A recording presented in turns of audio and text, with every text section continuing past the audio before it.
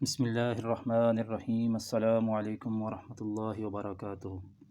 آج ہم صبح و شام کی برکات بھری دعا سیکھیں گے انشاءاللہ۔ اس سے پہلے آپ ہمارا چینل سبسکرائب کریں اور آگے ضرور شیئر کریں، جزاک اللہ۔ صبح و شام کی برکات بھری دعا۔ حضرت ابن عمر رضی اللہ تعالی عنہ روایت کرتے ہوئے کہتے ہیں کہ رسول اللہ صلی اللہ علیہ وسلم صبح و شام دعائے ذیل کا پڑھنا نہ چھوڑتے تھے، یعنی حضور صلی اللہ علیہ وسلم ہمیشہ اس دعا کو صبح شام کے وقت پڑھتے تھے۔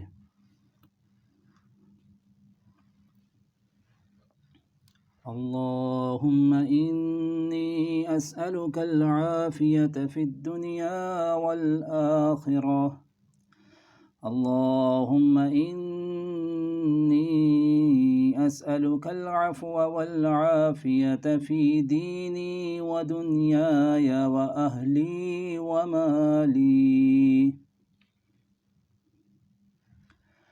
اللہم استر عوراتی وآمن روعاتی،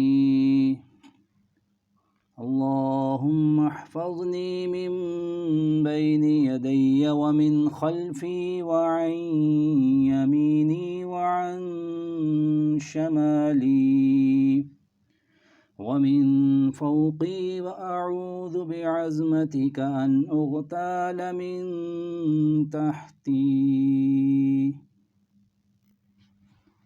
ترجمہ: اے اللہ، میں مانگتا ہوں تجھ سے عافیت دنیا اور آخرت کی۔